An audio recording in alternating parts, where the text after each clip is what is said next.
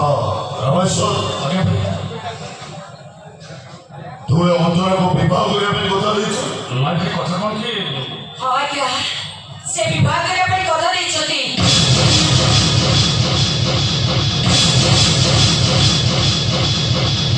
ଆଉ ଅନୁରୋଧ କରି ଆପଣଙ୍କ ଘରକୁ ସେ ଡାକିଛନ୍ତି। ଆପଣ ଏମିତି କଣ କହିଲେନି? ମୁଁ ଆପଣଙ୍କୁ କେତେ ଭଲ ପାଏ, ମୁଁ ଭଲ ପାଇବାରେ ମିଳି କରି ଇଏ ରମେଶ୍ୱର ତମେ ଏବେ ପୁରା କହିଲେ ମତେ ଭଲ ପାଅ ବୋଲି ସାଙ୍ଗେ ସାଙ୍ଗେ ବଦଳିଗଲ କେମିତି? ଅନ୍ତର ମୁଁ ତ ମନା କରୁନି। ଆରେ ମୁଁ ତମକୁ ମୋ ଭଉଣୀ ଭଳି ଭଲ ପାଏ। ମୁଁ ତମକୁ କେବେ ଭାଇ ଶୁଣିଲେ ବଞ୍ଚି ଦେବ? ଆରେ ତମେ ମା ଝିଅ କଣ ଏମିତି କହୁଛ ମୁଁ କିଛି ବୁଝିପାରୁନି। ବହୁତ କର ତ ଅଭିନୟ। ତୋ ଭଲ ପାଇବାର ପାଗରେ ମୁଁ ମୋ ପରିବାରକୁ ବିରୋଧ କରିଛି। ତୁ ମତେ ଭଲ ପାଉ ବୋଲି କଲେଜ ଛାଡ଼ ନିବିଡ଼ି ନେଇ ନଗର ବାଜୁଛି। ଆଉ ତୁ କହୁଛୁ ମତେ ଭଉଣୀ ବୋଲି ଭଲ ପାଉ। ଅନ୍ତର ମୁଁ ତମକୁ କହି ଭଲ ପାଏ ବୋଲି ମୁଁ କଣ କଳଙ୍କିତ ଜନ୍ମ ହେଇଗଲି? ଆରେ ତମ ହାତରେ ଗୋଲାପ ଦେଲି ବୋଲି ମୁଁ କଣ ରୋମିଓର ଲଭର ପାଇଗଲି? ଆରେ ତମେ ମା ଝିଅ କଣ ଏମିତି ଗପୁଛ ମୁଁ କିଛି ବୁଝିପାରୁନି। ତମେ ବୁଝିପାରୁନ? ନା ବଡ଼ ଭାଇ ଆଗରେ ନ ବୁଝିବାର ଅଭିନୟ କରୁଛ। ତାହେଲେ ତମେ ଆମକୁ ଏଠିକି ଡାକୁଥିଲ କାହିଁକି? ଆପଣ ଏମିତି କଣ କହିଲେନି?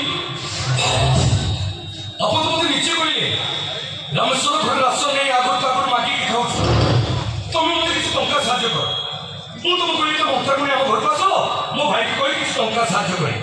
ହଁ ଗରିବ ଲୋକ କାମ କରି ସୁଝି କଣ ଭାବୁଥିଲୁ ମୁଁ ଏଇଆ କରିବି? ଶୁଣ ତମେ ମା ଝିଅ ମତେ ବ୍ଲାକମେଲିଂ କରୁଛ, ମୋ ପାଖରେ ମୋଟା ଅଙ୍କର ଟଙ୍କା ଲୁଟୁଛ। ତମକୁ ହାତ ଯୋଡୁଛି। ତମେ ଏମିତି କହି ତମ ଭାଇ ଆଗରେ ଆମକୁ ଛୋଟ କରିଦିଅନି। ତମେ ତମ ଭାଇ ଆଗରେ ସବୁ ସତ କଥା ଖୋଲି କହିଦିଅ।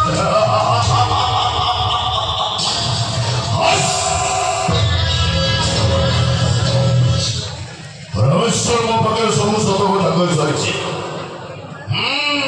ମୁଁ ମାନୁଛି ମୋ ସାନ ଭାଇଟା ତମ ଘରକୁ ଯାଇଥିଲା, ହେଲେ ସେ ତମକୁ ଟଙ୍କା ଦେଲା, ତମେ ତାକୁ ଦେହ ଦାନ କର ବୋଲି କେଇଟା ଅନ୍ତରଙ୍ଗ ମୁହୂର୍ତ୍ତର ଫଟୋ ରଖି ତମେ ମା ଝିଅ ଦିଟା ଦେଖ ମୋ ସାନ ଭାଇଟାକୁ ବ୍ଲାକମେଲିଂ କରିବ। ନା, ଏସବୁ ମିଛ। ଆପଣ ଏତେ ବଡ଼ କଥା କହିପାରୁଛନ୍ତି କେମିତି? ତମେ ମା ଝିଅ ଦିଟାରେ କହୁଛ ରକ୍ତମାର କୀଟ, ସମାଜ ଶେଷ ରାସ୍ତାରେ ପାଦ ଧରି ସାରିଛି। ମୁଁ ତମ